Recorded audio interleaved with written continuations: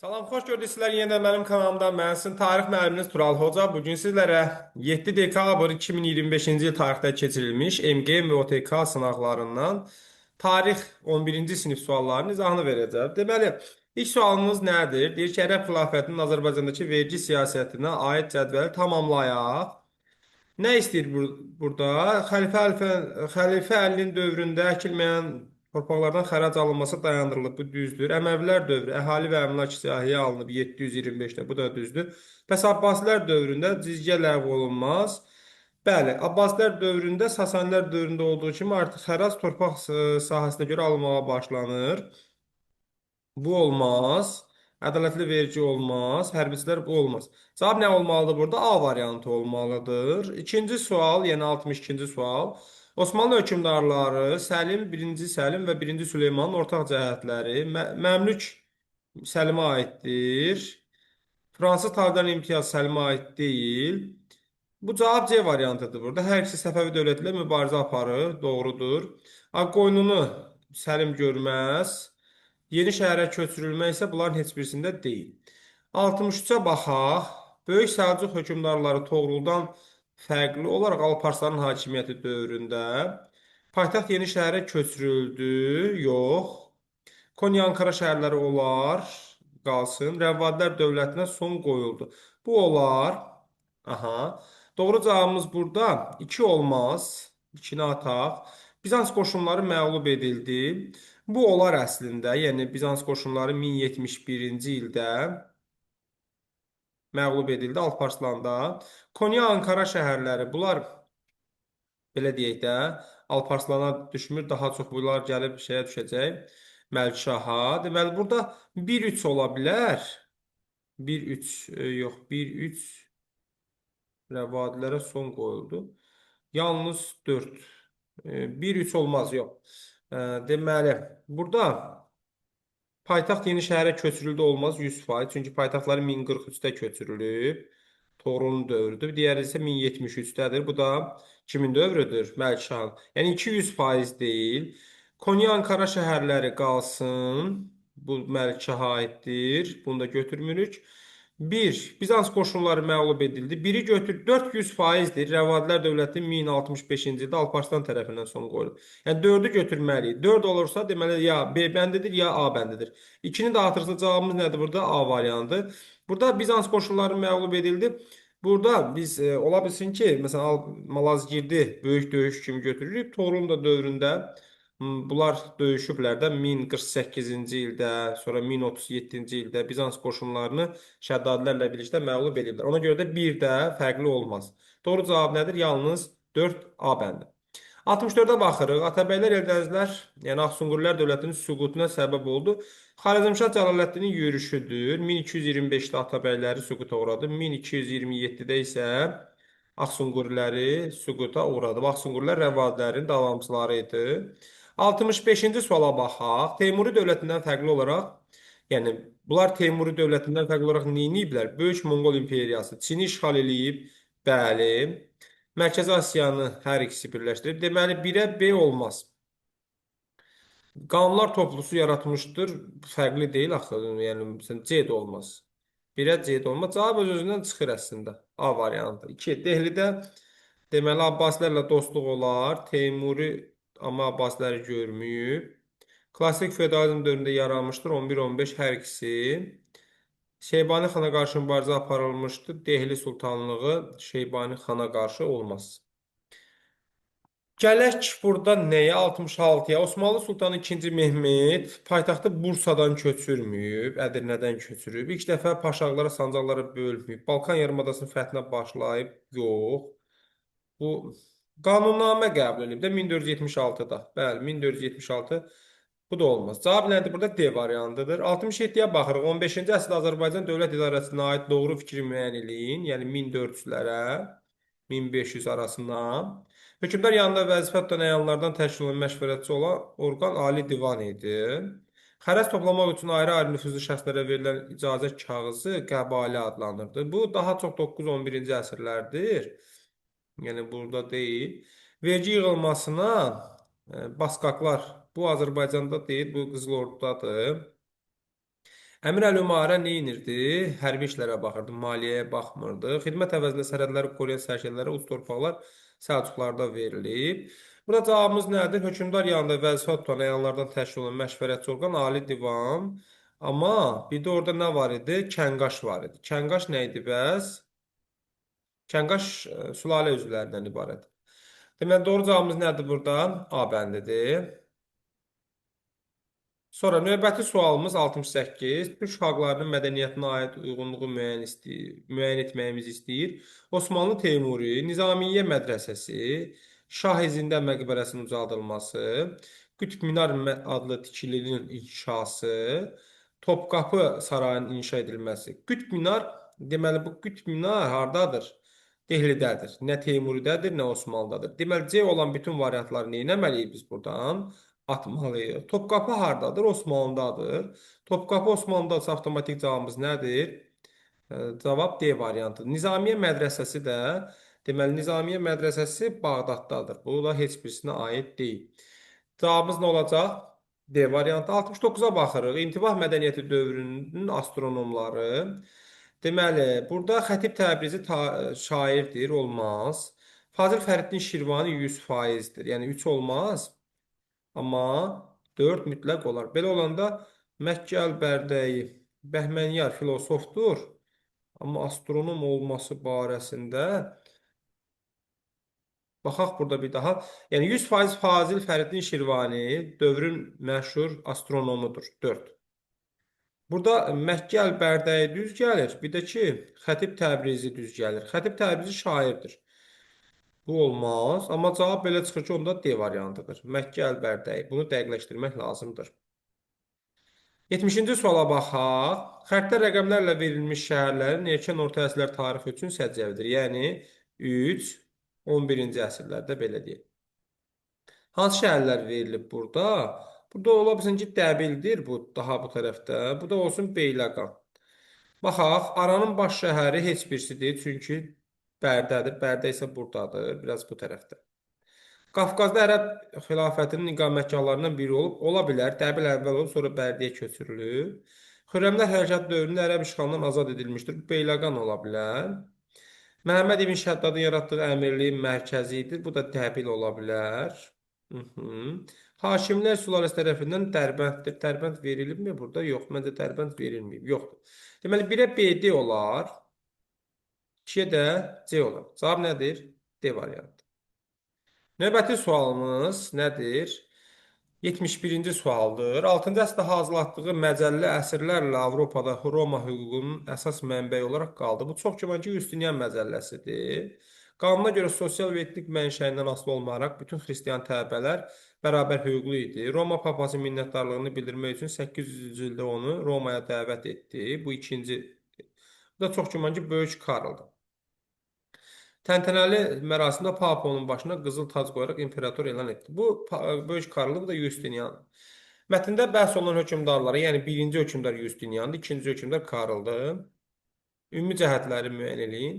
Ərəb xilafətlə diplomatik münasibəti quran, deməli, Böyük Karldır. Çünki Justinian ərəbləri görməyib, daha doğrusu ərəb xilafətini görməyib. Sasani dövləti ilə Justinian sülh bağlayıb. Deməli, olacaq nə? Justinian, düzdür. Yəni bu 1 buradadır, 2 buradadır. Pirneya yarımadasında bir sıra ərazilər olar. Hər ikisi üçün ortaq olar. İtaliyanın bir hissəsinin dövlətə birləşdirilməsi olar. Cavabımız nədir? Hər ikisi üçün ortaq cavab C variantı. 72-yə baxırıq. Eyler-Venn diaqramına uyğun bəndləri müəyyən edin. Hülakülər dövləti 13-cü əsr, 14-cü əsr. Diqqətli olmaq lazımdır. Çünki hadisələr hülakülərə aid ola bilər, amma fikir vermək lazımdır ki, 13-cü əsrdir, yoxsa 14-cü əsrdir. Teymuri dövlətin hücumuna məruz qalma. Elxanilər dövləti heç vaxt Teymurilərin hücumuna məruz qalmayıb. Düzdürmü? Ona görə də cavabımız nədir? A variantı olan cavab deyil. Yəni 100% A variantı harda varsa, biz onu nə etməliyik? Çıxarmalıyıq. Çobani əmirləri tərəfindən idarə olunması 14-cü əsrdir. Kəndlərin öz yaşayış yerlərində təhkim olunması yalnız 1303-cü ildədir də, ondan sonra ləğv olur. Bu da buradadır. Sonra Şirvanşah ikinci Axtanın asıla salınması bu təbii ki 13-cü əsrdir. Qızıl Ordu ilə mübarizə 1260-lardan başlayıb 1335, nə bilim 1357-yə qədər də davam edib. Belə olmalı da cavabımız 1-ə D, 2-yə B, C, 3-ə də Y. A variantıdır. Yaxşı sualdır bu sual. Müəyyən qədər orta və ağır səviyyədə sualdır. 73. Ərəb xilafətinin tarixində 8-ci əsr, yəni 700-dən 800-cü ilə qədər olan hadisələri istəyir bizdən. Sasanilər yoxdur artıq o dövrdə. Ona görə bu olmaz. Xəzərlərlə mübarizə olar. Bədir döyüşü 624-də olmaz. Cavab çıxır. 80-lər də 800 neçədirsə, bu da 9-cu əsrdə. Vestqotların məğlub edilməsi bəli 711 İspaniyanın tutulmasıdır. Cavab D variantıdır. 74. Sualların ən yaxşı tərəfi odur ki, variantlı atmaqla sualları asanlıqla tapa bilir. İstənilən halda amma variantı atmaq üçün də, variant çıxarmaq üçün də nəsə bilmək lazımdır. Atropatena və Albaniya dövlətlərinin oxşar cəhətləri deyil. Yəni ikisi üçün də oxşar deyil. Makedoniya dağılması nəticəsində yaranıb oxşardır. Birinci minillikdə yaranıblar oxşardır. Roma Respublikasına qarşı mübarizə aparıblar oxşardır. Bu da oxşardır, çünki kiremit var hər ikisində. Amma Seleviklər dövlətinin asılılığa düşən yalnız Atropatenadır. Cavab nədir? Y variantı. Asan sualdır deyə düşünürəm. 75. Birinci xatlı sərb yürüşünün nəticəsində yaranmış dövlətlərin sırası. Deməli, orada Qüds krallığı var. Antioxiya isə bir də Tripoli var da, düzdürmü? Edessa qraflığı, Antioxiya və Tripoli knyazlıqları var. Doğru cavabımız D variantıdır. Burada sual qalmadı. 76-ya baxaq. Nə deyir 76-da bizdə? Nə istəyir? İngiltərə, Fransa krallıqları tarixinə aid oxşar cəhətləri istəyir bizdən. Üçüncü Xaslı yürüşündə iştirak eləyiblər. Hə, olar. Rekonquista hərəkatı nəticəsində yaranmayıblar. 100 illik müharibədə iştirak eləyiblər. Vəba epidemiyası yayılıb. Verden müqaviləsi nəticəsində yaranmayıblar. Deməli, burada ardından 2 ilə 5 olmaz. 2 ilə 5 olmaz. 103 olar, 4 də olar da vəba epidemiyası bütün Avropanı bürüyüb. Cavab nədir? A var. 77-yə baxırıq. 7-ci əsrdə Assuriya ilə müharibə aparan Mannadır, Midiyadır. Yəni 672. Manna 600, nə bilim 75-dən 50-yə qədər, 650-yə qədər. Babil olmaz. Babil olar əslində. Niyə o da olmasın? Çünki 616, 612-ci, 605-ci illərdə bunlar müharibə aparıblar. Bu da olar, bu da olar. Bu da olar. Əhəməniləri görməyiblər, Makedonları görməyiblər. 1, 2, 3 olmalı cavab. D variantı. 78-ə baxırıq. Qaliblər Roma dövlətinin idarə işlərini öz aralarında bölüşdürdülər. Antoni ölkənin şərq əyalətlərini, Oktavian isə qərb əyalətlərini idarə edirdi. Onlar arasında rəqabət sonunda müharibəli nəticələdi. Həlledici döyüşdə Antoni məğlub oldu. Söhbət Aktisi burnu yaxınlığındakı döyüşdən gedir.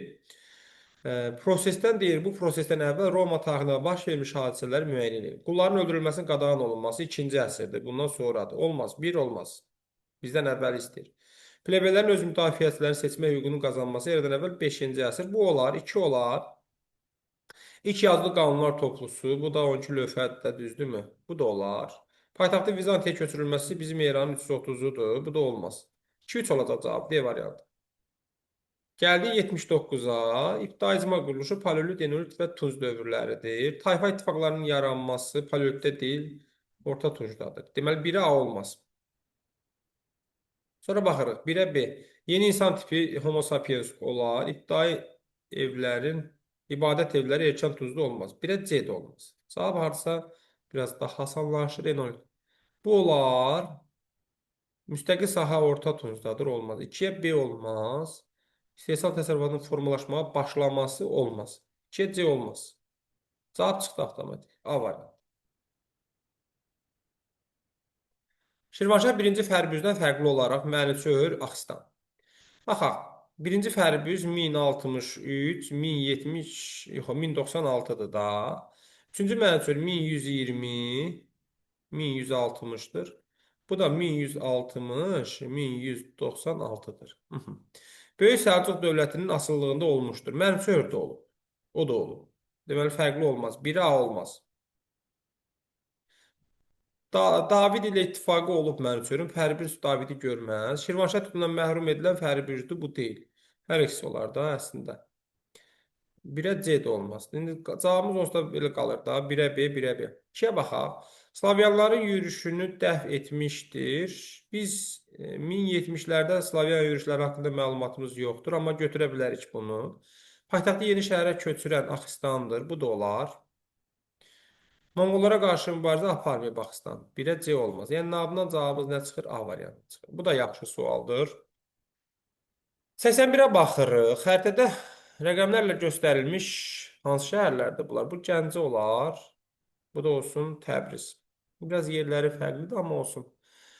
Deməli, uyğunluğu müəyyən edin. Amma neçənci əsr istəyir? Diqqətli olmaq lazımdır. 10-11-ci əsr. Ola bilər hadisə aiddir, amma 10-11-ci əsrdir, 9-cu əsrdir, yaxud 12-ci əsrdir. Paytaxtları rəqəmlərlə göstərilən, deməli, bu 10-11-ci əsrdə hansı ölkədir? Rəvadi.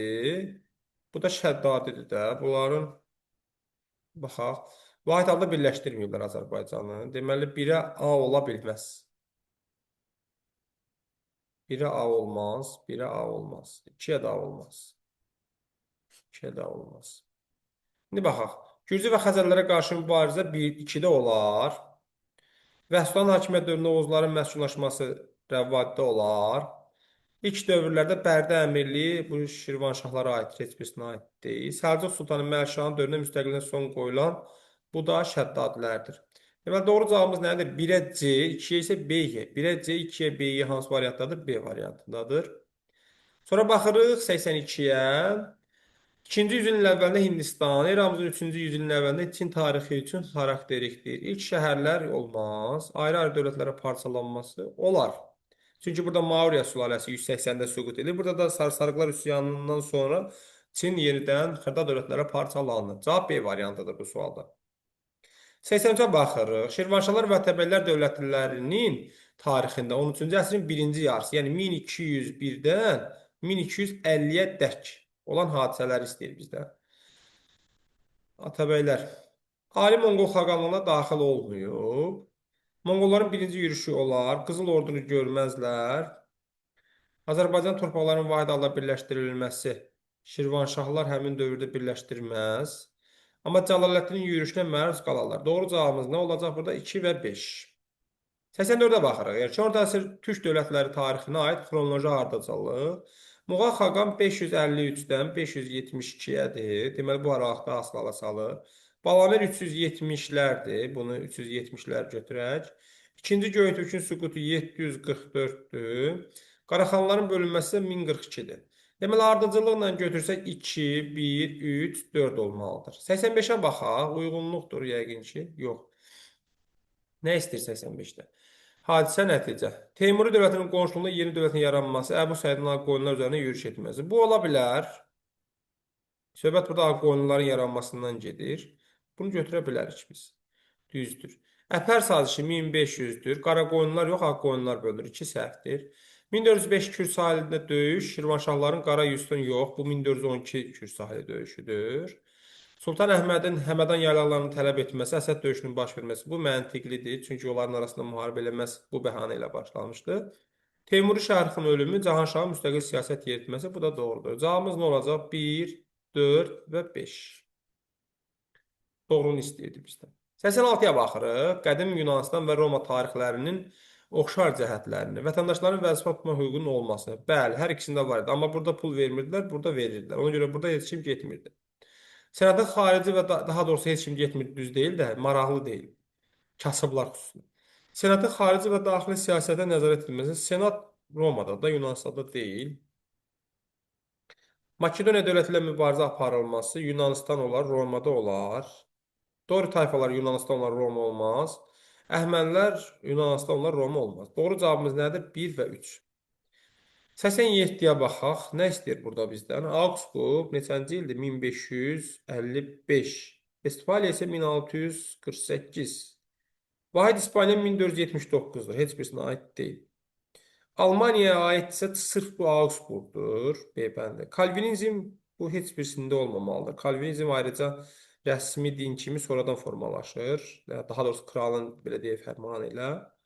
Avropada dünyəvinin güclənməsi bu Vestfaliyada olacaq. Bu da La Manche döyüşüdür. Heç birisinə aid deyil. Deməli, burada cavab nədir? 1-ə B, 2-yə isə D.